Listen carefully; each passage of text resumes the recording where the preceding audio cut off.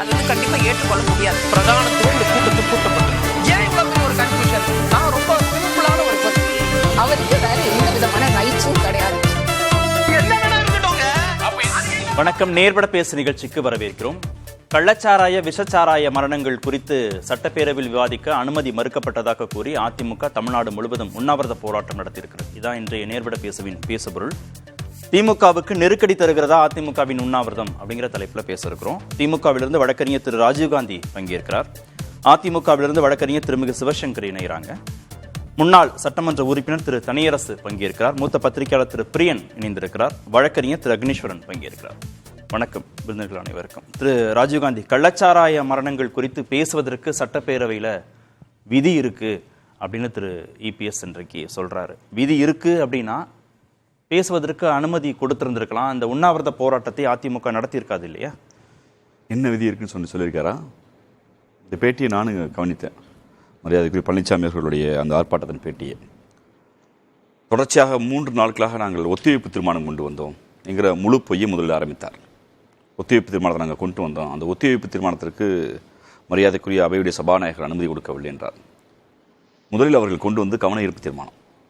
அந்த விதி மரியாதைக்குரிய எதிர்க்கட்சி தலைவர் எடப்பாடி பழனிசாமிக்கு தெரியாது என்பது என்னுடைய வாதம். அந்த வாதம்லாம் தெரிந்திருந்தால் அவர் இப்படி பேச மாட்டார்.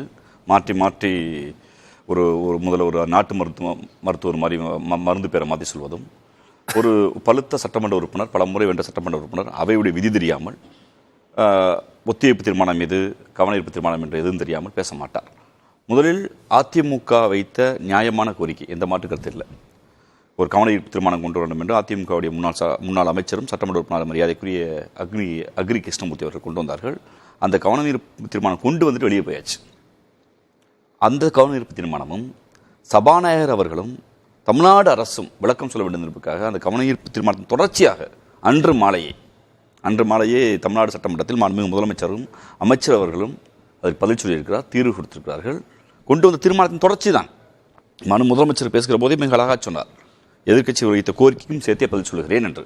அதை கேட்பதற்கு பொறுமையும், அதை கேட்பதற்கு அக்கறையும், மக்கள் நலம் சார்ந்து எவ்விதமான முடிவையும் இல்லாதவர் தான் பழனிசாமி. இல்லை, கள்ளச்சாராய விஷச்சாராய மரணம் தமிழ்நாடு முழுவதும் ஒரு கொந்தளிப்பை ஏற்படுத்தி இருக்கு. மக்களின் குரலாக தான் எதிர்க்கட்சிகள் உள்ள பேச போறாங்க. அதற்கான அனுமதியை தான் அவங்க கோர்றாங்க. கவன ஈர்ப்பு தீர்மானம் மூலமாக கொண்டு வந்து கேள்வி நேரத்தை ஒத்தி வச்சுட்டு பேசணும் அப்படின்னு அவங்க வைக்கிற கோரிக்கையில குறைந்தபட்ச நியாயம் கூட இல்லை. குறைந்தபட்ச நியாயமும் இல்லை, அது யதார்த்தமும் இல்லை. எதிர்க்கட்சியை புறந்தள்ளும் என்கிற நோக்கம் திராவிட முன்னேற்ற கழகத்தின் இந்த அரசுக்கு இல்லை. இதற்கு முன்பு கேள்வி நேரம் ஒத்தி வைக்கப்பட்டதே இல்லையா? அதற்கு வைக்கப்பட்டிருக்கு சட்டசபையில். எல்லா முன்மாதிரி முடிவுகளையும் எடுக்க வேண்டியது அவையுடைய நாயகர் சபாநாயகர் அவர்கள். திராவிட முன்னேற்ற கழகத்தின் அரசு இதை விவாதிக்காதீர்கள், கடந்து போங்க என்று எந்த இடத்தும் சொல்லலை. எல்லா ஊடகங்களிலும் புதிய தலைமுறை உட்பட எல்லா ஊடகங்களிலும் எல்லா செய்தியும் தொடர்ச்சியாக பார்க்குறீங்க. இது குறித்து பொறுமையுடன் தக்க பதிலையும் இந்த சம்பவத்திற்கு பொறுப்பேற்றுக் கொள்கிறோம் என்று பொறுப்பேற்றுக் கொண்டு தான் அரசு நகர்ந்திருக்கிறது ஒழிய ஏதோ எங்களுக்கு தெரியாது, சுட்டுக் கொண்டது தெரியாது, போலீஸ்காரங்க அடிச்சு சாகலை, வயிற்று வலி செத்தாங்கன்னு நாங்கள் லத்தாட்சிக்காக பதில் சொல்லலை. பொறுமையோடு கையாண்டிருக்கிறோம். மிக முக்கியமாக இன்னைக்கு வாதங்களை பார்க்க முடியுது. பாராளுமன்றத்திலிருந்து எதிர்க்கட்சி உறுப்பினர்களை வெளியேற்றினாங்க, அதுபோல் நீங்கள் வெளியேற்றுறீங்கிற வாதத்தையும் இப்போ பழனிசாமி வைக்கிறாரு. எவ்வளவு அடிப்படை தரவற்ற ஒரு வாதமாக நான் பார்க்கிறேன். பாராளுமன்ற ஜனநாயகத்தில் திராவிட முன்னேற்ற கழகத்தின் அங்க வைக்கிற இந்தியா கூட்டணியுடைய பாராளுமன்ற உறுப்பினர்கள் செய்திருக்கிற ஒப்பீடும் செய்வது தர்க்க அறிவோ இல்லை என்றால் அரசியலே தெரியாதவர்களுடைய ஒப்பீடாக தான் நான் பார்க்கிறேன். பாராளுமன்றத்தில் தாக்குதல் நடக்கிறது, தாக்குதலுக்கு அரசு பொறுப்பேற்க வேண்டும் என்கிறோம். பொறுப்பேற்று அதற்கு உள்துறை அமைச்சரோ இல்லை இந்த நாட்டுடைய பிரதம அமைச்சரோ பதில் சொல்ல வேண்டும் என்று கேட்கிறோம். அதை விவாதிக்க வேண்டும் என்று அவையுடைய ஒத்திவைப்பு தீர்மானத்தை நாங்கள் கொண்டு வருகிறோம். 1 நாள், 2 நாள், 3 நாள், 4 நாள், எந்த நாளும் அவர்கள் அதுக்கு தயாராக இல்லாமல் கவன ஈர்ப்பு தீர்மானம், ஒத்திவைப்பு தீர்மானம், கேள்வி நேரத்தை ஒத்தி வச்சுட்டு விவாதிக்கணுங்கிறதெல்லாம் டெக்னிக்கலான சட்டம் இருக்கு. அடிப்படையான சாராம்சம் எதிர்க்கட்சிகளுடைய விவாதிக்கணும்ன்றதுதான். சாதாரண சேனல்ல சாதாரண சேனல் உங்களுடைய சேனல்ல கேள்வி நேரத்துக்கு நேரம் இருக்கிறது. எவ்வளவு துன்பகரமான நிகழ்வு இருந்தாலும் கேள்வி நேரம் இருக்கும். இப்படி ஒரு ஸ்லாட் இருக்கு.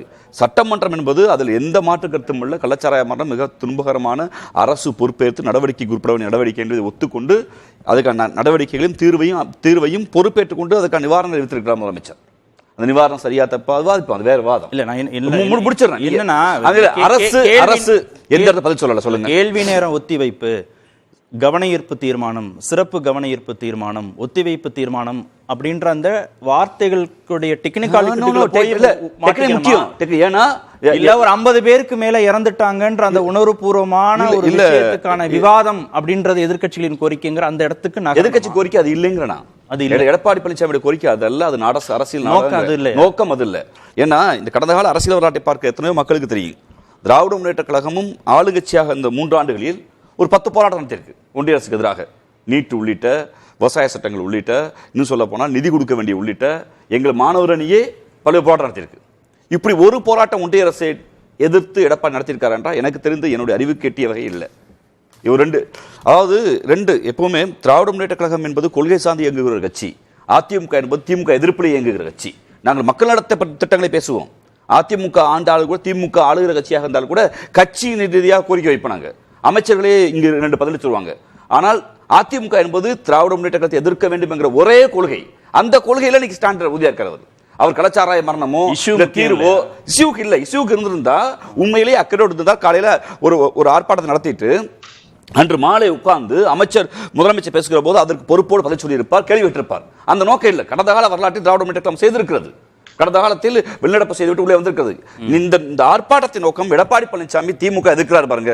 இங்க ஓபிஎஸ் எதுக்கல, டிடிவி எதுக்கல, சசிகலா எதுக்கல, நான் தான் உண்மையான அதிமுக என்பது திமுக எதிர்ப்பு நாடகத்தை மட்டும்தான் கடந்த கால 20 ஆண்டு கால வரலாற்றில் அதிமுக செய்து இன்னைக்கு சக்சஸ் பண்ணிருக்கு. அதனாலதான் ஆர்ப்பாட்டத்தை முடிக்கும் போது பெருமரியாதைக்குரிய பெரியவர் ஐயா தமிழ் மகன் உசேன் அவர்களும், பெருமரியாதைக்குரிய மூத்த அமைச்சர் ஐயா முன்னாள் அமைச்சர் முனிசாமி அவர்களும் திருவாய் மலர சிரித்த முகத்தோடு கொடுத்த அந்த இதை சிரித்துக் கொண்டே குடித்து முடித்திருக்கிறார். பரவாயில்லை.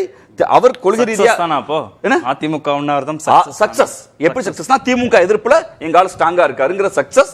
திமுக எதிர்ப்புல ஏற்கக்கூடிய சீமான் போன்றவர்களையும் ஒன்று சேர்ப்பதற்கு ஒரு அரசியல் வெற்றி எடப்பாடி பெற்றிருக்கிறார். வாழ்த்துக்கள். திருமிகு சிவசங்கரி, மானிய கோரிக்கை மீதான விவாதம் நடக்குது.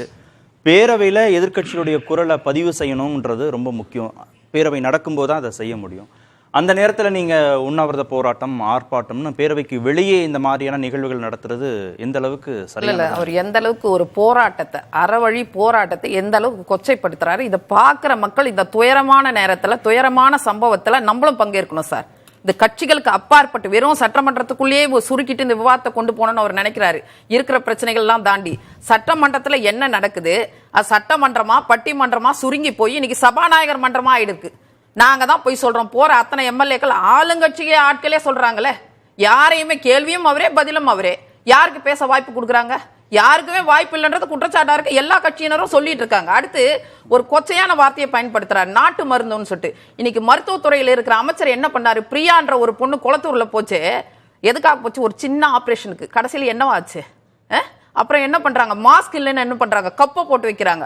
யாரு நாட்டு மருத்துவர்? மக்கள் முடிவு பண்ணிக்கிட்டோம் சார். இந்த நேரத்துல கூட அரசியல் பண்றீங்க. எங்களோட நோக்கத்தையே கொச்சைப்படுத்துறாரு. 50 ஆண்டு காலமாக அரசியல் களத்துல இருக்கிற கட்சி அதிமுக, ஆட்சி பொறுப்புல இருந்த கட்சி அதிமுக, பேரவை விதிகள் தெரியாத கட்சி அல்ல அதிமுக. சரி சார், ஷார்ட்டா கேக்குறேன். கவன ஈர்ப்பு தீர்மானம்னா என்ன? சிறப்பு கவன ஈர்ப்பு தீர்மானம் கவன ஈர்ப்பு தீர்மானம்னா என்ன? சிறப்பு கவன ஈர்ப்பு தீர்மானம்னா என்ன? ஒத்திவைப்பு தீர்மானம்னா என்ன? இதற்கான விதிகள் என்ன? இது எப்போ கொடுக்கணும்? பேரவைத் தலைவரோட அனுமதி வாங்குறது எல்லாமும் தெரிஞ்ச கட்சி தானே. நீங்க ஒரு கேள்வியை கேட்டீங்க, முன்மாதிரி இருக்கான்னு கேட்டீங்கல்ல. இவர் கேட்டீங்கல்ல, முன்மாதிரி இருக்கா? இந்த மாதிரி நேரங்கள்ல முன்மாதிரி இருக்கான்னு கேட்டீங்க. இருக்குன்னு ஏத்துக்கும் போது அப்ப ஏன் ஏத்துக்கல? 66 பேர் இறந்திருக்காங்க சார். அப்ப நாங்க கேட்கும் போது அது ஏன் நீங்க ஏத்துக்கல? கேள்வி நேரம் முடிச்ச பிறகுதான் சொல்றாங்க சார் அது முடியாதுன்றாங்க. நீங்க கொடுத்தது கவன ஈர்ப்பு 56 கீழ நாங்க கேட்டிருக்கோம். நீங்க கொடுத்தது கவன ஈர்ப்பு தீர்மானம், ஆனா சொல்றது ஒத்திவைப்பு தீர்மானம். கேள்வி நேரம் முடிஞ்ச பிறகு பேசலாம்னு பேரவைத் தலைவர் வார்த்தைகளை வச்சு இல்ல. அக்கா வழக்கறிஞர் ஒரு விஷயம் சொல்றேன் கேளுங்க சார். முன்மாதிரி இருக்குன்னு சொன்னார் இல்லையா? அந்த முன்மாதிரியை சபாநாயகர் எல்லா முடிவும் வந்து இவங்களை கேட்டுட்டு தான் எடுத்துட்டு இருக்காரு. கண்ணா அசைக்கிறாரு.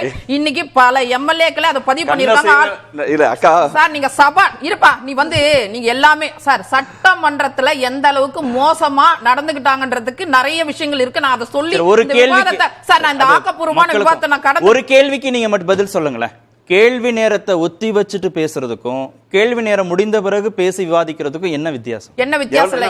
பேரவையில விவாதிக்கப்படுதா இல்லையான்றதா சார். எது முக்கியம் இருக்குல்ல? அவை குறிப்புல இடம்பெறுதா இல்லையாங்கறதா சார். எது முக்கியம் இருக்குல்ல? எதிர்க்கட்சி தலைவர் பேசுறதா எது முக்கியம் இருக்குல்ல? எது முக்கியம்? எது முக்கியம்? பத்தி எரிஞ்சிட்டு இருக்கு சார். 66 உயிர்கள் இன்னும் நாட்டு மருந்தோம் கொச்சைப்படுத்தி அறவழி போராட்டங்களை வந்து சந்தோஷமாயிட்டாங்க, சிரிச்சுட்டாங்கன்னு இப்படியா பேசுங்க. உங்களுக்கு எத்தனை போராட்டங்கள் இன்னைக்கு 23 நிபந்தனைகளோட போராட்டத்துக்கு அனுமதி கொடுக்குறீங்க. அதுல இருந்தே உங்க பயம் பதட்டம் எல்லாம் தெரியுதுல. அப்படிதான் உங்களுக்கு 33,000 போராட்டங்களுக்கு நான் அனுமதி கொடுத்தோமா? அந்த பயம் பதட்டம் எங்க கிட்ட இல்ல சார். என்ன மாதிரி அரசு இருங்க சார்? அரசு இயந்திரம் என்ன சார்? அரசு இயந்திர செயலிழந்து போல துரு பிடிச்சு போயிருக்கு. டைட்டானிக் போல ஆழ்கடல்ல என்ன துரு பிடிச்சு போயிருக்கு சார். அதற்கு எடுத்துக்காட்டு 66 மரணங்கள். அதுக்கு விளக்கம் சொல்லுங்க. நீங்க கேள்வி நேரத்தை ஒத்தி வச்சுட்டு பேசுறதுக்கும் கேள்வி நேரம் முடிஞ்ச பிறகு அது விவாதிக்கப்பட்டிருப்பதுக்கும் என்ன நடந்திருக்கு? எது முக்கியமா அதை செய்வோம். சிபிஐ கோரிக்கை வச்சிருக்கோம். அதை நிறைவேற்ற வரைக்கும் எங்க போராட்டம் தொடரும் சார். அது எங்களோட அறவழி போராட்டம். அதை கேள்வி கேட்க யாருக்குமே தகுதி கிடையாது. மக்கள் மட்டும்தான் முடிவு பண்ணணும். பாக்குற மக்கள் முடிவு பண்ணிப்பாங்க சார். நாங்க என்ன போராட்டம் நடத்திருக்கோன்னு.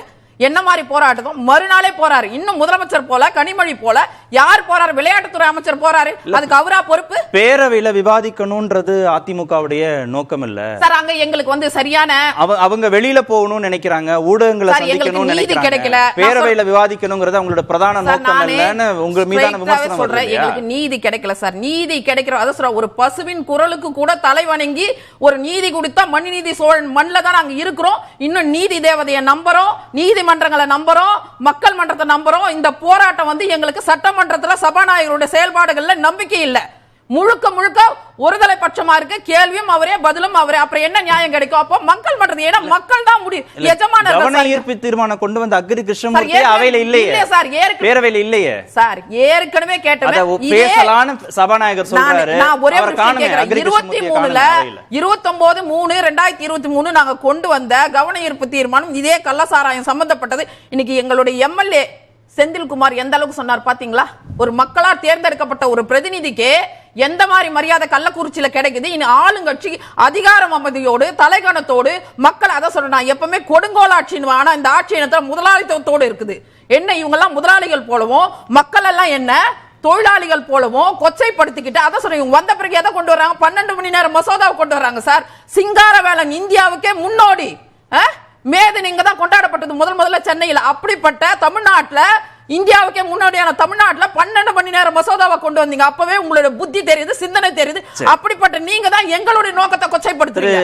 தனியரசு அதிமுகவுடைய உண்ணாவிரதம் திமுகவுக்கு நெருக்கடியா மாறி இருக்கு அந்த விவகாரத்தில். கள்ளச்சாராய விஷச்சாராய மரணம் இல்ல நெருக்கடி தரணும் அப்படிங்கிறது ஒரு எதிர்கட்சி, குறிப்பா பிரதான எதிர்கட்சியினுடைய நோக்கமா இருக்கும். அதுல நமக்கு ஒன்றும் அது மாற்று கருத்து இல்லை. அது அவருடைய கடமை தான். அது ஒன்றும் நமக்கு இல்லை. ஆனா ஒரு பிரதான எதிர்கட்சி நடைபெற இருக்கிற இந்த சட்டமன்ற பேரவையினுடைய கூட்டத்தொடர் என்பது மானியம், அதாவது பல்வேறு துறைகளுக்கும் ஓராண்டுகளுக்கு நிதியை ஒதுக்கி ஒவ்வொரு துறை வாரியாக ஆய்வு செய்து மக்களுக்கு, அதாவது 8 கோடி மக்களுக்கு 6 கோடிக்கும் மேற்பட்ட வாக்காளர் பெருமக்களுக்கு அரசினுடைய திட்டங்களை பகிர்ந்தளிப்பதற்கான கூட்டம் தான் இந்த கூட்டம்.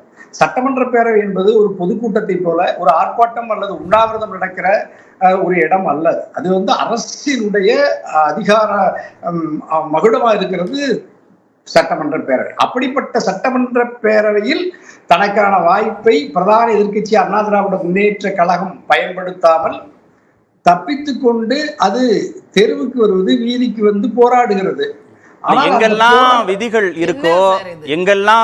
இருக்கோ அங்க விதி விலக்கும் இருக்கும், விதி தளர்வும் இருக்கும். இல்ல அத கேக்குறாங்க அவங்க. ஏன் கேள்வி நேரத்தை ஒத்தி வச்சுட்டு பேச முடியாதா? அந்த தளர்வை கொண்டு வரவே முடியாதா? நிகழ்வின் முக்கியத்துவம் தானே ரொம்ப முக்கியம் அப்படின்னு கேக்குறாங்க. அதமையா அதை வந்து இப்ப நம்ம எதிர்கட்சி தலைவர் அல்லது இந்த பிரதான அதிமுக என்ன செய்யணும்னா, நாங்க வந்து அவையை ஒத்தி வைத்து கள்ளக்குறிச்சி சம்பவத்தில் மாண்டு போன 60க்கும் மேற்பட்ட உயிர்களுக்கு நீதி வேண்டும், அதற்காக அவசர பொது முக்கியத்துவம் வாய்ந்த நிகழ்வு என்பதனால் அவையை ஒத்தி வைத்து விட்டு அவசரமாக விவாதிக்கணும்னு நாங்க கேட்டோம். ஆனா இந்த திராவிட முன்னேற்ற கழக அரசு, தளபதி மு.க. ஸ்டாலின் முதல்வராக இருக்கிற இந்த அரசு அதை பொருட்படுத்தாமல் எங்களுக்கு அந்த வாய்ப்பை தரவில்லை, எங்களுடைய கோரிக்கையை ஏற்கவில்லை அப்படின்னு சொல்லிடணும். யார்கிட்ட? நாட்டு மக்களுக்கு சொல்லணும். நீங்க சட்டமன்ற பேரவையில் 100 முறை சொல்லலாம். பிறகு கேள்வி நேரம் முடிந்த உடனே 0 hour நேரம் இல்லாத நேரத்துல நீங்க கவன ஈர்ப்பு தீர்மானம் கொடுத்திருக்கீங்க. அந்த கவன ஈர்ப்பு தீர்மானத்தில் உங்களுக்கு நிச்சயமாக பேசுவதற்கு அனுமதி கிடைக்கும். அப்ப இதே இந்த எடப்பாடி இப்ப உண்ணாவிரதத்துல என்னவெல்லாம் பேசுகிறாரோ, வெளிநடப்பு செய்துவிட்டு சட்டமன்ற பேரவை வளாகத்தில் ஊடகத்தை சந்தித்து இவ்வளவு நேரம் என்னவெல்லாம் பேசினாரோ, ஆர்ப்பாட்டம் நடத்தினார்கள், அந்த ஆர்ப்பாட்டத்தில் கள்ளக்குறிச்சியில் என்னவெல்லாம் பேசினாரோ, இவை அனைத்தையும் அவர் அரசை நேரடியாக முதல்வரை கேட்கலாம். அந்த வாய்ப்பை இங்க அவர் நினைச்சத பேசுறாரு, நினைச்ச விமர்சனங்களை அரசு மீது வைக்கிறாரு, முதல்வர் மீது வைக்கிறாரு, எல்லா ஊடகங்களும் அதை செய்திகளாக்குன்றன. ஆனா அவர் சட்டப்பேரவையில 10-15 நிமிஷம் கூட பேச விட மாட்டேன்றாங்க. நான் பேசினா எல்லாத்தையும் நேரடி ஒளிபரப்பு செஞ்சிருந்தா நான் அரசை மிக கடுமையாக விமர்சித்திருப்பேன் அப்படின்னு அவருக்கு அங்க சட்டப்பேரவையில ஒரு கட்டுப்பாடு இருப்பதாக, தடை இருப்பதாக அவர் உணர்கிறார். அதனால அவர் வெளியில மக்களை சந்திக்கிறாரு, ஆர்ப்பாட்டம் நடத்துறாரு, உண்ணாவிரதம் நடத்துறாரு, ஊடகங்கள்கிட்ட பேசுறாரு. அப்படி புரிஞ்சுக்கணுமா அதை? அதுதான் இப்ப நீங்க அண்ணா திராவிட முன்னேற்ற கழகம் அல்லது முதல்வர் நீங்கள் பொறுப்பில் இருந்த காலகட்டங்களில் நடந்த நிகழ்வுகளை ஒட்டி எந்த நிகழ்வுகளில் அதிமுகவுடைய முதலமைச்சர்கள் ஒரு பொறுப்பேற்றுக் கொண்டு ராஜினாமா செய்தார்கள், எந்தெந்த நிகழ்வுகளில் பிரதான எதிர்கட்சியினுடைய கோரிக்கையை ஏற்றுக்கொண்டு அண்ணா திராவிட முன்னேற்ற கழக அரசு இருந்த பொழுது நீங்கள் மத்திய புலனாய்வு அமைப்பு சிபிஐ நீங்கள் ஏற்றுக்கொண்டீர்கள் அப்படின்னு இப்ப இருக்கிற ஆளுங்கட்சியில இருந்து கேட்பாங்க. எடப்பாடி என்ன பதில் சொல்லுவாரு? இது நீங்க அதுதான் எடப்பாடி தப்பித்துக் கொண்டு என்ன செய்யறாருன்னா, ஒரு பொதுக்கூட்டத்தில் தடையில்லாமல் தான் விரும்புகிற கருத்தை எல்லாம் கேள்வியே கேட்காமல் பேசுவதற்கான வாய்ப்பு சட்டமன்ற பேரவைக்குள் இல்லை. ஏன்னா சட்டமன்ற பேரவை என்பது நான் அதைத்தான் சொன்னேன், ஒரு பொதுக்கூட்ட மேடை அல்லது. அது இவர் விரும்புவதையெல்லாம் பேச முடியாதாங்க. உடனே அதை தடுத்து நிறுத்துவாங்க, பதில் சொல்லுவாங்க, வாத பிரதிவாதங்கள் நடக்கும். உலகம் பார்க்கிற ஒட்டுமொத்த ஊடகமும் அங்கு குவிந்திருந்து நிகழ்வுகளை அவதானிக்கும், நாட்டு மக்களுக்கு தரப்போகிறது. அந்த பேரவையில அரசு தரப்பு, ஆளும் கட்சி தரப்புடைய விமர்சனங்கள், கேள்விகளை எதிர்கொள்ள தயங்கி அவர் பேரவை விவாதத்திற்கு போலேன்னு குற்றச்சாட்டு வைக்கிறீங்களா?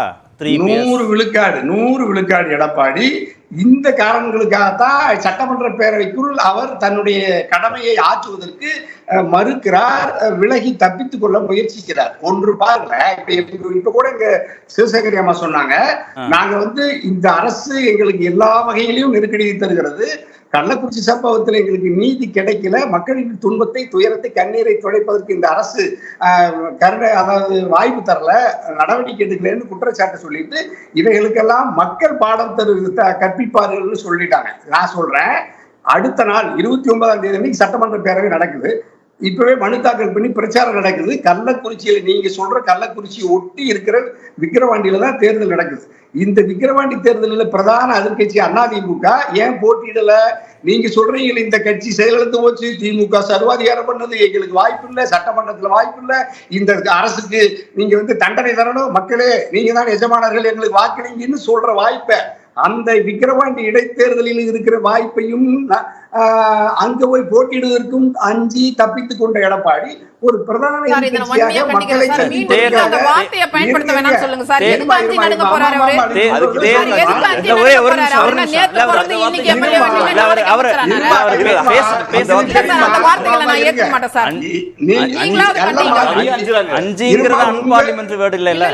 அதாவது அவருடைய நீண்ட அனுபவம், ஒரு முன்னாள் முதலமைச்சர், இவரே கூட்டணியில இருந்தார் சார், என்ன அதையே பயன்படுத்துறீங்க?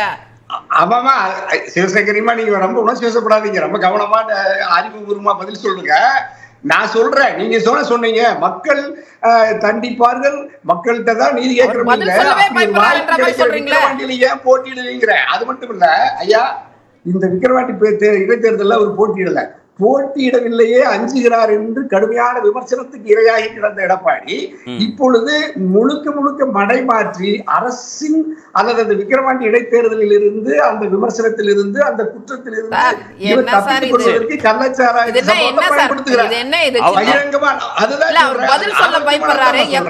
அரசியல் அனுபவம், எத்தனை தடவை சட்டமன்ற உறுப்பினரா இருந்திருக்காரு, அமைச்சரா இருந்திருக்காரு, சொல்லலையா? என்ன நேத்து பிறந்து இன்னைக்கு எம்எல்ஏ, நாளைக்கு அமைச்சரா இருக்காரு சார். என்ன சார் இது கூற்று? இந்த மாதிரி கூற்று ஒரு கூட்டணி கட்சியா எங்களோட தோழமையோடு இருந்து அவருடைய ஆற்றல், அறிவு எல்லாம் தெரிஞ்சு பயந்தோம். நாங்க என்ன கவர்னர் முறையை கீழ்ச்சி போட்டோமா, இல்ல சபாநாயகர் கையை பிடிச்சு இழுத்தோமா, இல்ல 1008 தடவை வெளிநடப்பு செஞ்சோமா? விக்கிரவாண்டி இடைத்தேர்தலில் போட்டியிட அதிமுக இத பேசுற நியாயம் உள்ள தனியரசு கொஞ்சம் ஈரோடு தேர்தல் என்ன நடந்துச்சுன்னு சொல்லுங்க. பட்டியலை அடைச்சு வாக்காளர்களே சந்திக்க முடியாது இந்தியாவிலே நடந்த முதல் இடைத்தேர்தல் அது சார்.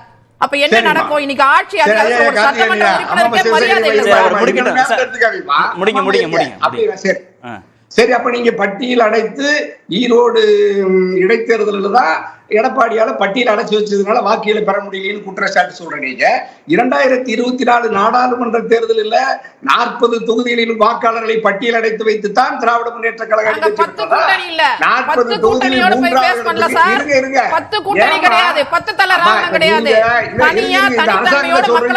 சர்வாதிகார அரசு பட்டியல் அடைக்குது, எங்களுக்கு குரல் வலையை நெருக்குது.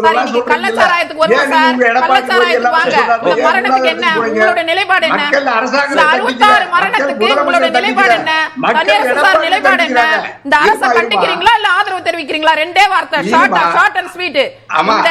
இந்த திமுக அரசை கண்டிக்கிறீங்களா ஆதரவு தெரிவிக்கிறீங்களா? நீங்க ஒரு கட்சி நடத்துறீங்க, ஒரு சட்டமன்ற உறுப்பினரா முன்னாடி இருந்திருக்கீங்க, இப்ப 66 உயிர்கள் போயிருக்குல்ல, இந்த துயரமான சம்பவத்துக்கு ஆதரவா எதிர்ப்பா? ரெண்டே வார்த்தையில ஒரே ஒரு வார்த்தை சொல்லுங்க. எந்த மரணத்துக்கு நீங்க சொல்ற திமுக அரசை பத்தி வானலாவ திமுக காரங்க பேசுறதை விட சொல்றீங்களே சார். மரணத்திற்கு எப்படி ஆதரவு எதிர்ப்புன்ற நிலைப்பாடு? அவர் சொல்றதெல்லாம் ஆதரவு நிலைப்பாடு. மக்கள் வெறுத்துருவாங்க. மக்களின் குரலா மக்களுக்காக பேசுங்க. சரி, தனியரசு எடப்பாடி இப்ப ஒரு நம்ம தொலைக்காட்சியில நம்முடைய மாற்று கருத்து வருவதையே தொலைக்காட்சியில் விவாதிப்பதையே அனுமதிக்க முடியாத அளவுக்கு எடப்பாடிக்கு ஆதரவா பேசுறீங்க. சிவசங்கரி தடுத்து மறித்து சர்வாதிகார போக்குவரத்து நடந்துக்கிற இந்த சிவசங்கரி மாதிரி தான் சட்டமன்றத்தில் எடப்பாடி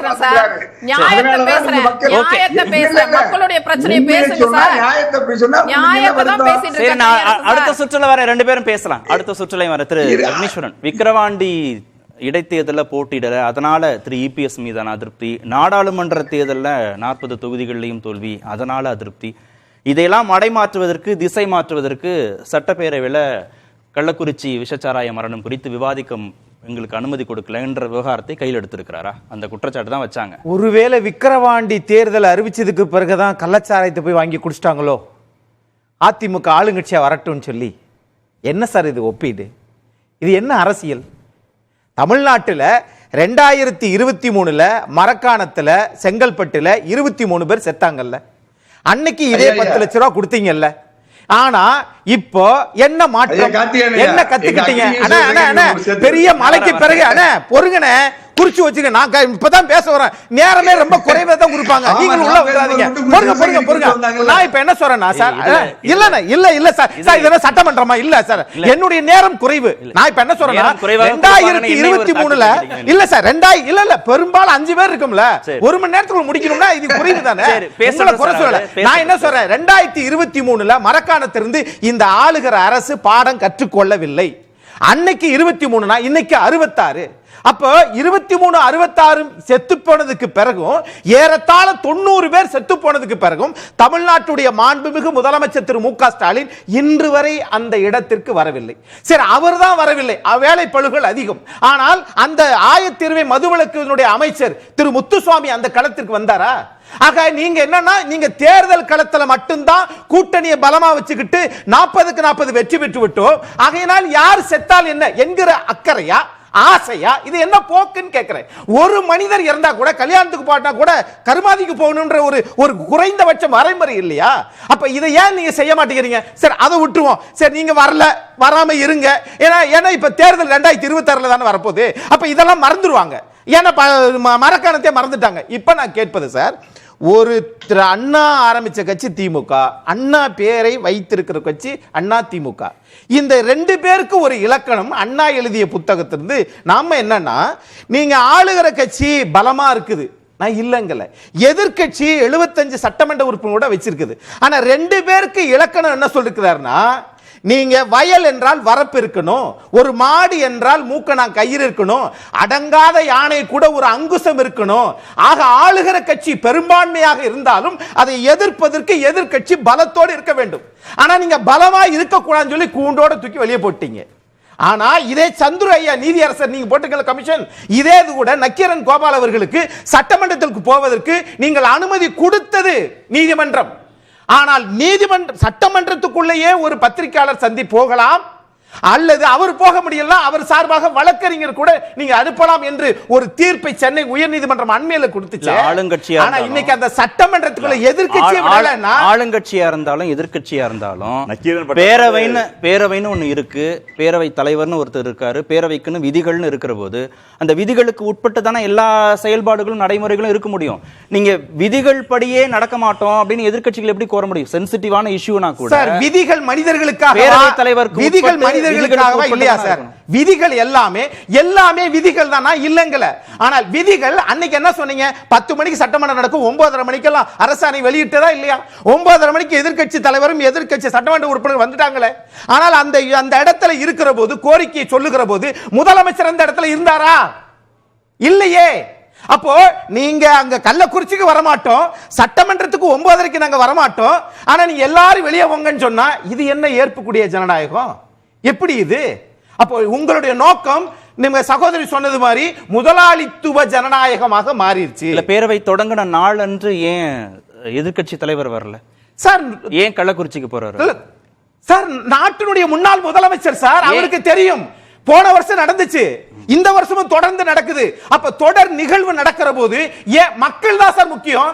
மக்கள் தான் ஓட்டு போட்டு வச்சிருக்காங்க, யாரும் நான் நியமிக்கல, யாரையும் நியமிக்கல சார். இது 234 எம்எல்ஏ, 235வது எம்எல்ஏ தான் நியமிப்பாங்க. என்ன குற்றச்சாட்டு திரு ராஜீவ்காந்தி வச்சார்னா, பேரவை விதிகளுக்கு உட்பட்டு விவாதிக்கணும்னு அதிமுகவுக்கு எண்ணம் இல்ல, திரு இபிஎஸ்க்கு எண்ணம் இல்ல, திமுக எதிர்ப்ப ஓபிஎஸ் விட, டிடிவியை விட, சசிகலாவை விட நான் அதிகமா காட்டுறேன் அப்படிங்கறதா அவருக்கு முக்கியமா இருந்தது. அதனாலதான் இந்த உண்ணாவிரதம், இந்த போராட்டம் எல்லாம், அதுல அவங்களுக்கு சக்சஸ் கிடைச்சிருக்கு. ஒரு இஷ்யூவை பேரவைக்கு விதிகளுக்கு உட்பட்டு விவாதிக்கணுங்கிறத அவங்க நோக்கம் இல்லைன்னு அவர் சொல்றாரு. விதியை சொல்லி அந்த மரணத்தை மழுங்கடிக்க நினைக்கிறது ஆளுங்கட்சி. ஆனால் இந்த மரணத்தை நீங்கள் ஏன் திரும்ப திரும்ப நடக்குதே? அப்ப அடுத்த வருஷம், போன வருஷம் 23, இந்த வருஷம் 66, அடுத்த வருஷம் பல பேருக்கு கண்ணு தெரியலன்றாங்க. அப்ப கண் பறி போயிட்டு, பார்வை பறி போயிட்டு. அப்படி இருக்கிற போது இப்ப என்னாச்சுன்னா, ஒரு ஐஏஎஸ் ஒரு ஐபிஎஸ் இருக்கிறாங்க, அது பக்கத்துல ஒரு கட்சிக்காரர் இருக்கிறாரு, எம்எல்ஏ சட்டமன்ற உறுப்பினர். அப்படி இருக்கட்டும், சட்டமன்ற உறுப்பினர் அவர்களோடு சமமாக அமரக்கூடியது யார்? நீங்கள் சட்டமன்றத்துல தான் இருக்கணும்.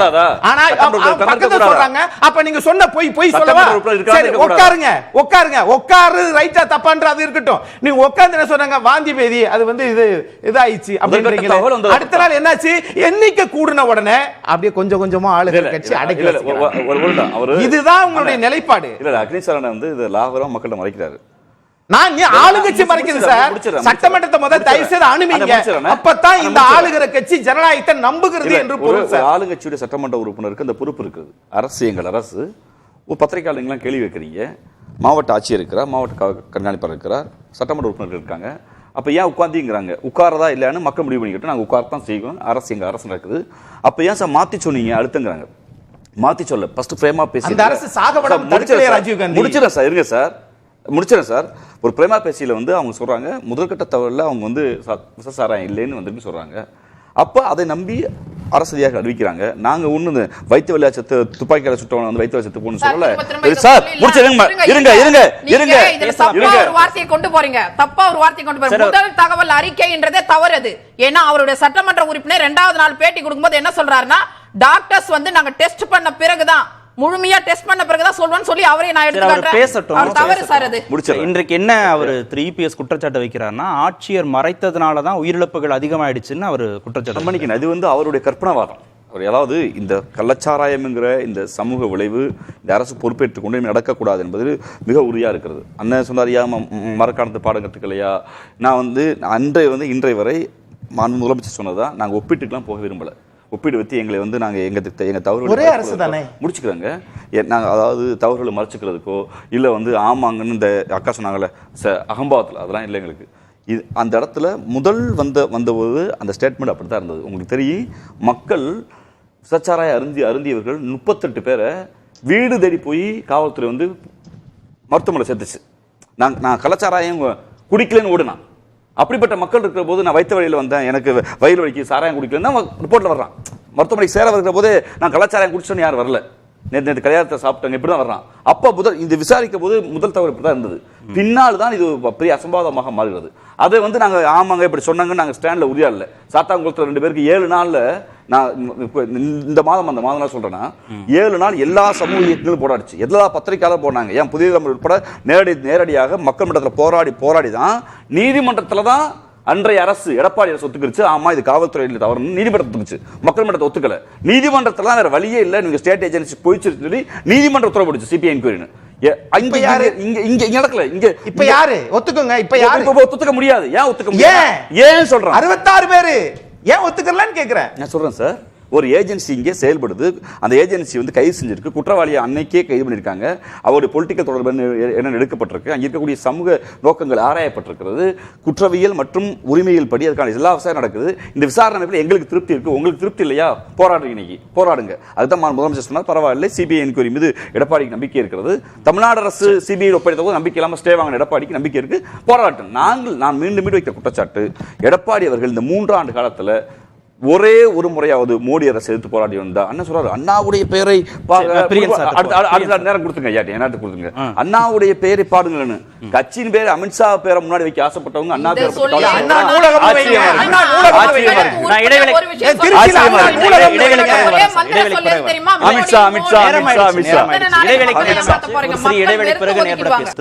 கள்ளச்சாராய மரணம் குறித்து விவாதிக்கணும் பேரவையில அப்படின்ற எண்ணம் அதிமுகவுக்கு இருக்கா? எதிர்கட்சியை விவாதத்திற்கு அனுமதிக்கணும் அப்படின்ற எண்ணம் ஆளும் தரப்புக்கு இருக்கா? என்ன இந்த நிகழ்வுகள்ல இருந்து புரிந்து கொள்ள வேண்டியது? இல்லை, இந்த அசம்பிளி ப்ரொசீடிங்ஸை பற்றி இப்போ 4 பேரும் பேசினாங்க. ஸோ இதுலேருந்து அசம்பிளி ரெக்கார்ட்ஸில் பதிவு பண்ணுறதுக்கான ஒரு முயற்சியை ஒரு முக்கியமான எதிர்கட்சி எடுத்திருக்கலான்னு தான் என்னுடைய கருத்து. தவற விட்டுருச்சா? அந்த வாய்ப்பை விட்டுட்டாங்கன்னு தான் நினைக்கிறேன். ஏன்னா அந்த பதிவு பண்ணுறது எதிர்காலத்துலேயும் என்ன அவங்க வச்சாங்க அசம்பிளிலன்றது மக்களுக்கு தெரியும் இல்லையா? இப்போ தெருவில் பேசுறதுலாம் அப்படியே போயிடாது இன்னைக்கு. ஆனால் அசம்பிளியில் ரெக்கார்ட்ஸ் அப்படியே இருக்கும். அதனால் பண்ணியிருக்கலாம் என்பது என்னோட கருத்து. பட் உங்கள் தலைப்பு என்னென்னா, இவங்க உண்ணாவிரதம் திமுக கவர்மெண்ட்டுக்கு நெருக்கடியாக நீங்கள் கேட்குறீங்க. உண்மையிலேயே கள்ளக்குறிச்சி மரணங்கள், இந்த விஷசாராய மரணங்கள் திமுக அரசுக்கு ஒரு கரும்புள்ளி அது சந்தேகமே வேண்டாம். கீழ் லெவலில் போலீஸும் வருவாய்த்துறையும் அவ்வளோ ஊழலாக இருக்காங்க, இன்றைக்கும் ஊழலாக இருக்காங்க. அது என்றைக்குமே ஊழலாக இருப்பாங்களான்னு தெரியாது. ஏற்கனவே இருந்திருக்காங்க, இனிமேல் எதிர்காலத்தில் எப்படி இருப்பாங்கன்னு தெரியாது. ஆனால் நம்மளுடைய அடிப்படை என்னென்னா, இந்த மாதிரி சமயத்தில் ஒரு கட்சி என்ன மாதிரி, ஒரு ஆட்சி என்ன மாதிரி நடவடிக்கை எடுக்கும்? ஒரு விசாரணை கமிஷன் போடுவாங்க, அங்கே இருக்கிற அதிகாரிகளை சஸ்பெண்ட் பண்ணுவாங்க, அப்புறம் நஷ்டஈடு கொடுப்பாங்க. இந்த மாதிரி விஷயங்கள் ரெகுலராக, அதான் இம்மிடியேட்டாக அது எடுக்கிற ஒரு டேமேஜ் கண்ட்ரோல் எக்ஸசைஸ். இப்போ நீட் முறையீடுகள் இவ்வளோ வந்திருக்கு, உடனே சிபிஐ என்கொயரி, உடனே ஒரு குழு போட்டு என்கொயரி பண்ணுறது, ஒரு ஆர்டினன்ஸை போட்டு விசாரிக்கிறது, அதுக்கு தண்டனை கொடுக்கறது, எப்படி அவங்க எடுக்கிறாங்க? அந்த மாதிரி தான் நம்ம மோடியை ரிசைன் பண்ணு அப்படின்னு சொன்னால் அது நடக்குமா? நடக்காது. ஸ்டாலினை ரிசைன் பண்ணுன்னா இதுக்கு அவர் பண்ணக்கூடிய வாய்ப்பு இல்லை. அப்படி கள்ளச்சாராய மரணத்துக்கு ஸ்டாலின் ரிசைன் பண்ணுறதுன்னா, இந்தியாவில் இருக்கிற ஒவ்வொரு மாநிலத்திலையும், அஸ்ஸாம்லையும் குஜராத்லையும் வருஷத்துக்கு ஒரு சீஃப் மினிஸ்டர் மாறிட்டே இருப்பார். ஏன்னா அங்கெல்லாம் 100, 150, 200, 600 நடந்துட்டு இருக்காங்கலாம். நான் என்ன சொல்றேன்னா, சிபிஐ கொடுங்கன்னு கேட்குறாங்க அதிமுக. சிபிஐ எந்த கவர்மெண்ட் கொடுக்காது சார், தானா கொடுக்காது. அதிமுக கவர்மெண்ட் கொடுத்ததா? பொள்ளாச்சி ஸ்கேண்டல் கொடுத்தாங்களா? ஹைகோர்ட் சொல்லி தான் கொடுத்தாங்க. ஸ்டெர்லைட் கேஸ் கொடுத்தாங்களா? ஹைகோர்ட் சொல்லி தான் கொடுத்தாங்க. கொடுக்க மாட்டாங்க. அதுதான் அடிப்படையான விஷயம். ஸோ நம்மளுடைய பாயிண்ட் என்னன்னா, திமுக கவர்மெண்ட்டுக்கு எந்த நெருக்கடி இருக்கிற மாதிரி எனக்கு தெரியல. அவங்க யூஷுவல் கோர்ஸில் என்ன நடவடிக்கைகள் எடுக்கணுமோ அதை எடுத்திருக்காங்க. இனிமேல் திமுகவுக்கு நெருக்கடி யாராவது கொடுக்க முடியும்னா அது ஹைகோர்ட் தான் கொடுக்க முடியும். ஹைகோர்ட்டில் சிபிஐ விசாரணைக்கு ஆர்டர் பண்ணிட்டாங்கன்னா அது ஒரு நெருக்கடியாக மாறும். பழனிசாமி அவர்கள் சொல்லி சிபிஐ விசாரணைக்கு இந்த கவர்மெண்ட் ஒத்துக்கிறதுக்கான வாய்ப்புகள் கிடையாது. ரெண்டாவது, இந்த கவர்மெண்ட் பொலிட்டிக்கலாக கம்ஃபர்டபுளாக இருக்குது. 40க்கு 40 வின் பண்ணிட்டு அடுத்த விக்கிரவாண்டியில வின் பண்ற வாய்ப்பை வச்சுட்டு அதுக்கு அடுத்தது அவங்க போயிட்டு இருக்காங்க. கூட்டணி ஆனாலும் ஆர்ப்பாட்டம் நடத்துறாரு, உண்ணாவிரதம் இருக்கிறாரு, மக்கள்கிட்ட போய் பேசுறாரு. அது கரெக்ட் சார், ஒரு எதிர்கட்சின்ற முறையில் அதை பண்றாரு சார். பட் அவரை பொறுத்த மட்டும் அவர் 40க்கு 40 இடங்களையும் தோல்வி அடைஞ்சாரு. நாகர்கோவிலில் 4ஆவதா வந்தாரு, திருநெல்வேலியில் 3ஆவதா வந்தாரு, ஓபிஎஸ்க்கு பின்னாடி போனாரு, தினகரனுக்கு பின்னாடி போனார். ஒரு ரெட்டையிலை தினகரன் ஓபிஎஸ் ஒரே ஆள் சொல்ற ஒரு கட்சி, ஓபிஎஸ்க்கு பின்னாடி நீங்கள் ஓட்டு வாங்கினீங்கன்னு எப்படி இருக்கும்? ஸோ தொண்டர்கள் மத்தியில் ஒரு வருத்தம் இருக்க தான் செய்யும். ஸோ இந்த மாதிரி விஷயங்கள்லாம் இருக்கும்பொழுது சரி கட்டி இருப்பாரு. கடல்ல தவிக்கிறவனுக்கு ஒரு துண்டு கிடைச்சா எப்படியோ அந்த மாதிரி இந்த சம்பவம் நடந்திருக்கு. இந்த ஆர்ப்பாட்டம் உண்ணாவிரதம் மூலம் இப்ப ஏடிஎம்கே என்ன நினைப்பாங்க மனசுக்குள்ள, நம்ம கள்ளக்குறிச்சியில போட்டி போட்டுருக்கணும். ஆக்சுவலா ஒரு எதிர்கட்சி போட்டி போட்டுருக்கணும், விக்கிரவாண்டியில போட்டி போட்டுருக்கணும். ஏன்னா போட்டி போட்டிருந்தீங்கன்னா இந்த துன்பியல் சம்பவம் நடக்கும் நமக்கு தெரியாது. அதனால நீங்க போட்டி போட்டிருந்தீங்கன்னா அது சீனே வேற மாதிரி போயிருக்கும். அப்படி நீங்க போட்டி போட்டிருந்தீங்கன்னா நடக்காத இருந்தா கூட திமுக கவர்மெண்ட்டுடைய ஷார்ட் கமிங்ஸ் இருக்குல்ல, அதை பற்றின விமர்சனங்கள் இருக்குல்ல, அதை நீங்கள் தெருத்துறோம் மக்கள்கிட்ட. ஒரு எதிர்க்கட்சியோட பணி என்னவா சார் இருக்க முடியும்? கிடைக்கிற முதல் ஆப்பர்ச்சுனிட்டியில் சந்தர்ப்பத்தில் மக்கள்கிட்ட நீங்கள் போகணும். இல்லைங்க ஆளுங்கட்சி ரொம்ப அது பண்ணுவோம்னா எமர்ஜென்சியில் எவ்வளோ அடக்கமையை சந்திச்சாங்க எதிர்க்கட்சிகள்லாம். அதையும் தாண்டி தானே ஒரு இயக்கம் வந்தது ஆக்சுவலாக மேலே. அப்போ இதெல்லாம் தாண்டி தான் ஒரு எதிர்க்கட்சியில் வர வேண்டிய அவசியம் இருக்குது. அப்போது நீங்கள் விக்கிரவாண்டியில் தெருத்துறவா போயிட்டு திமுக கவர்மெண்ட்டை பற்றின உங்கள் விமர்சனத்தை வச்சிங்கன்னா 26 நோக்கி போகும்போது அது ஒரு ஆரம்பமாக இருக்கும். வெற்றியோ தோல்வியோ நீங்கள் அதை பற்றி கவலைப்பட வேண்டிய அவசியமே இல்லை. நீங்கள் புறக்கணிச்சது இருக்கு பார்த்தீங்களா, அது ஒரு பிளண்டர்னு என்னோட அபிப்பிராயம். அது தவறான ஒரு அணுகுமுறைன்னு என்னோட அபிப்பிராயம். ஏன்னா வாய்ப்பு கிடைக்கும் போதெல்லாம் ஆளுங்கட்சியை பற்றி மக்கள்கிட்ட கொண்டு போகிறதா ஒரு எதிர்க்கட்சியோட கடமை. அவங்க அதிகார துஷ்பிரயோகம் பண்ணாங்களா அதையும் எக்ஸ்போஸ் பண்ணுங்க, பட்டி ஃபார்முலா பண்ணாங்களா அதையும் எக்ஸ்போஸ் பண்ணுங்க. இந்த பை எலெக்ஷன்ல நீங்க தோத்தா கூட மக்கள் இது பெருசா எடுத்துக்க மாட்டாங்க. ஏன்னா ஆளுங்கட்சி தான் அந்த விமர்சனங்கள் இருந்துச்சு இல்லையா? நாடாளுமன்ற தேர்தலில் தோல்வி, விக்கிரவாண்டி இடைத்தேர்தலில் போட்டியிடல விமர்சனங்கள், ஒரு இது விமர்சனங்கள் இருக்கு. இதெல்லாம் இப்ப சரி கட்டிட்டாரான்னு கேக்குறேன். இந்த ஆர்ப்பாட்டம் உண்ணாவிரதம் மூலமா அந்த பொறுமல் ஏடிஎம் கேட்ட இருக்கு சார். ஏடிஎம் கே தொண்டர்கள்ட்ட அந்த பொறுமல் இருக்கு. நம்ம கட்சியோட எதிர்காலம் எப்படி இருக்குன்ற ஒரு பொறுமல் இன்னும் இருக்கு. அது இவங்க எல்லாம் சேர்ந்தா ஒற்றுமையா வலிமையா வரும்னு அவங்க நம்புறாங்க. அது ஒரு பக்கம் ஒரு குழு ஒர்க் பண்ணிட்டு இருக்க வச்சுக்கோங்க. அது எந்த அளவுக்கு முடியாதுன்னு நமக்கு தெரியாது. ஆனால் இந்த வருத்தம் இருக்கு, ஏடிஎம் கே தொண்டர்களுக்கு இந்த வருத்தம் இருக்கு. இவர் எதிர்கட்சின்ற முறையில் சட்டசபைக்குள்ள பண்ணலைன்னா கூட சட்டசபைக்கு வெளியில சில ஆக்ஷன்ஸ் எடுக்கிறார். ஓகே, அவர் முயற்சி பண்றாரு வச்சுக்கோங்க, அதை நம்ம குறை சொல்ல முடியாது. ஒரு எதிர்கட்சின்ற முறையில் சிபிஐ என்கொயரி கேட்கறதோ ஸ்டாலின் ரிசைன் பண்ண சொல்றதோ அது அவருடைய விஷயம். அதெல்லாம் அவர் பண்றாரு. அதுல எவ்வளவு தூரம் வெற்றி பெற்றிருக்காரு வெற்றி பெறலன்றதெல்லாம் பொறுத்து இருந்தா பார்க்கணும். அவர் முயற்சி எடுத்திருக்காரு, அவ்வளவுதான் சொல்ல முடியும். அது எடுக்க வேண்டிய முயற்சி எடுத்திருக்காரு. அதுல எந்த விதமான சந்தேகமும் கிடையாது. பட் அசம்பிளியில் இன்னும் கொஞ்சம் ஸ்ட்ராட்டஜிக்கலா பிஹேவ் பண்ணி கொஞ்சம் கருத்துக்களை பதிவு பண்ணிருக்கலாம். பதிவு பண்ணியிருந்தா இன்னும் கொஞ்சம் இதாக இருந்திருக்கும். விக்கிரவாண்டியில் போட்டி போட்டிருந்தா திமுக கவர்மெண்ட்டை பற்றி உங்க விமர்சனங்கள் வைக்கிறதுக்கு வசதியாக இருந்திருக்கும். ஸோ இப்போ நீங்க பயந்துட்டீங்கன்ற ஒரு விமர்சனத்தை மற்றவங்க வைக்கிறாங்க இல்லையா, அதுக்கு நீங்க வழி கொடுத்துட்டீங்க இல்லையா? திரு தனியரசு, நாடாளுமன்ற தேர்தலில் தோல்வி, விக்கிரவாண்டி இடைத்தேர்தலில் போட்டியிடல, நிறைய இடங்கள்ல டெபாசிட் இழப்பு, 4ஆம் இடம், இந்த மாதிரியான விமர்சனங்கள்லாம் தொடர்ந்து திரு இபிஎஸ் மீது இருந்த சூழல்ல இந்த ஆர்ப்பாட்டம் உண்ணாவிரதம் மூலமாக பேரவைக்குள்ள விவாதிக்க எதிர்க்கட்சிகளுக்கு அனுமதி இல்லைன்னு மக்கள் மன்றத்தில் பேசுவதன் மூலமாக அந்த செல்வாக்கை அவர் மீண்டும் நிலைநிறுத்தி கொண்டாரா? இந்த ஒன்றிணைந்த அதிமுகன்னு தொடர்ந்து உங்களை போன்றவர்கள்லாம் பேசிட்டே இருந்தீங்க, அதெல்லாம் தேவையில்லை, நானே போதும் அதிமுகவை வழி நடத்துவதற்கு அப்படிங்கிறதையும் அவர் இந்த ஆர்ப்பாட்டம் உண்ணாவிரதம் மூலமாக நிரூபித்திருக்கிறாரா? இல்ல, அதுக்காக முயற்சிக்கிறார். நான் சொல்றேயா, இப்ப இவருடைய இந்த நடவடிக்கையிலே அவதானிக்கிற தமிழ்நாட்டினுடைய வாக்காளர் பெருமக்கள் அல்லது பொதுமக்கள் எடப்பாடியினுடைய இந்த கூர்மையான கள்ளக்குறிச்சி சம்பவத்தில் முழு நேரத்தையும் கவனம் செலுத்தி கள்ளக்குறிச்சியில் கருணாபுரத்தில் பாதிக்கப்பட்ட குடும்பமே, பாதிக்கப்பட்ட மக்களே அரசுக்கு எதிராக போராடல, கோரிக்கையும் வைக்கல.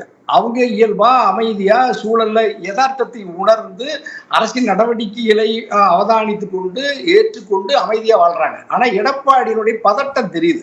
ஏன்னா இப்ப நீங்க பட்டியலிட்டு சொன்ன அந்த காரணங்களிலிருந்து தன்னை தப்பித்துக் கொள்வதற்காக, தன்னை காப்பாற்றிக் கொள்வதற்காக எடப்பாடி இந்த கள்ளக்குறிச்சி சம்பவத்தை, இந்த துன்பியல் சம்பவத்தை ஒரு ஆயுதமாக பயன்படுத்துகிறார். இல்ல, பேசலன்னா ஒரு பிரதான எதிர்க்கட்சி பேசல, மக்கள் மன்றத்துக்கு கொண்டுட்டு போல அப்படின்ற குற்றச்சாட்டுக்கு அவர் உள்ளாக மாட்டாரா? விமர்சனத்திற்கு உள்ளாக மாட்டாரா?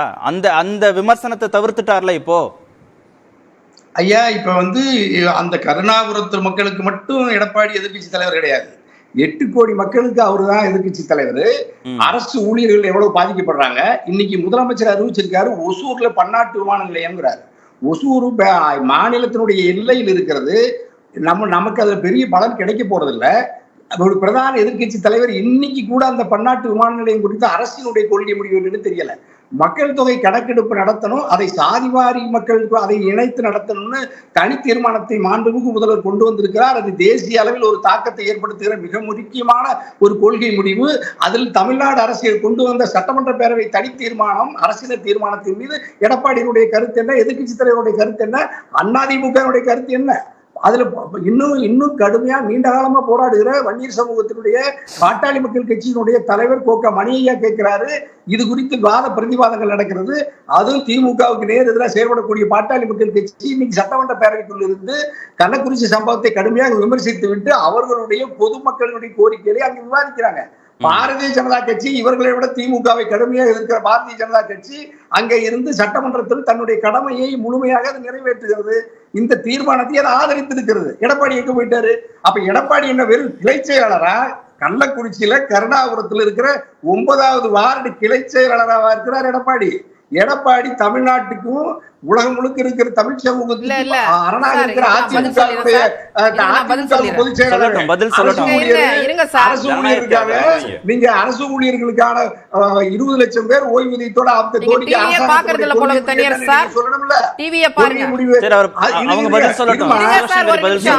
நீட் தேர்வுல நீட்ல இன்னைக்கு எத்தனை லட்சம் மக்கள்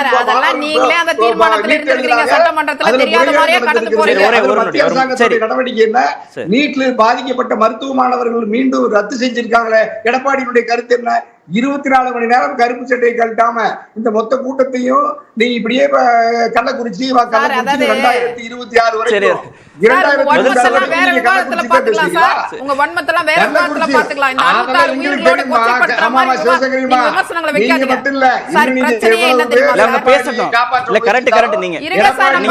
வரைக்கும் மக்கள் ஏற்கவில்லை. கேட்ட கேள்வியோடைய 40 தொகுதியில கேள்வியின் சாராம்சத்தை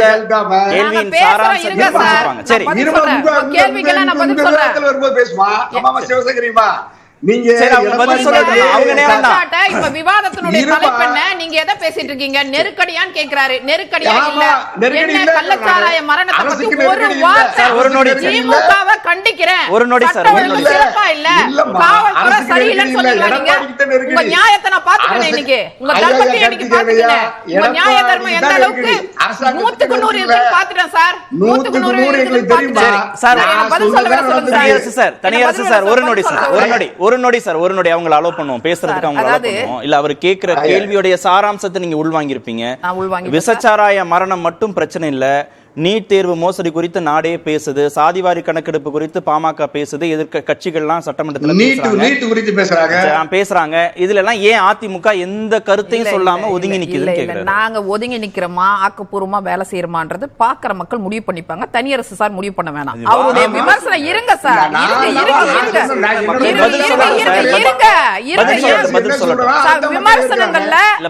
விமர்சனங்கள்ல 2 விதம் இருக்கு. கேட்ட கேள்விக்கு அவங்க என்ன சொல்றாங்கங்கறதை விமர்சனங்கள்ல 2 விஷயம் இருக்கு. ஆக்கப்பூர்வமான விமர்சனம், அரசியல் விமர்சனம். இப்ப என்ன மாதிரி சூழ்நிலை நடக்குது? 66 உயிர்கள் இன்னுமே ஐசியூல யாரையும் அலோவ் பண்ண மாட்டேன்றாங்களா? 25 பேர் கவலைக்கிடன்றாங்க. 150 பேர் கிட்டத்தட்ட அட்மிட் ஆயிருக்காங்க. இன்னும் எண்ணிக்கை எவ்வளவுன்னு தெரியல. தினம் 2 18ஆம் தேதி 2 3 4 5 வந்துட்டு இருக்கு. அப்ப எந்த ஒரு விஷயம் சார், எந்த மாநிலத்திலுமே எது முக்கியமான விஷயம் இருக்கு, எதுக்கு பிரெஃபரன்ஸ், எதுக்கு முன்னுரிமைன்னு ஒண்ணு இருக்கு. அந்த முன்னுரிமையின் அடிப்படையில ஒரு முன்னாள் முதலமைச்சரா எதிர்க்கட்சி தலைவரா என்ன செய்யணுமோ அதை செய்யறோம். இப்ப அரசியலை பத்தி தொடர்ந்து போராட்டங்கள் நீங்க உங்க இதுல லைவ் கொண்டு வரீங்க சார். தன்னுடைய வன்மத்துல இதுல கக்கிட்டு இருந்தா என்ன சார்?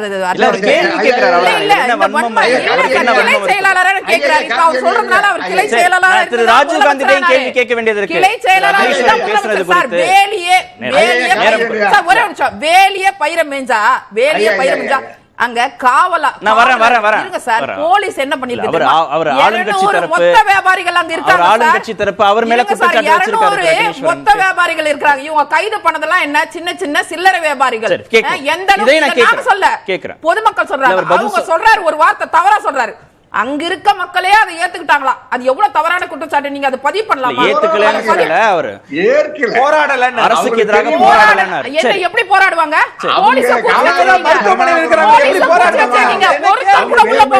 போலீஸ் இன்னைக்கு கூச்சி வச்சிருக்க போலீஸ நீங்க முதல்ல 23ல கூச்சி வச்சிருந்தா இன்னைக்கு இது நடந்திருக்காது. ராஜீவ்காந்தி பதில் சொல்லணும்.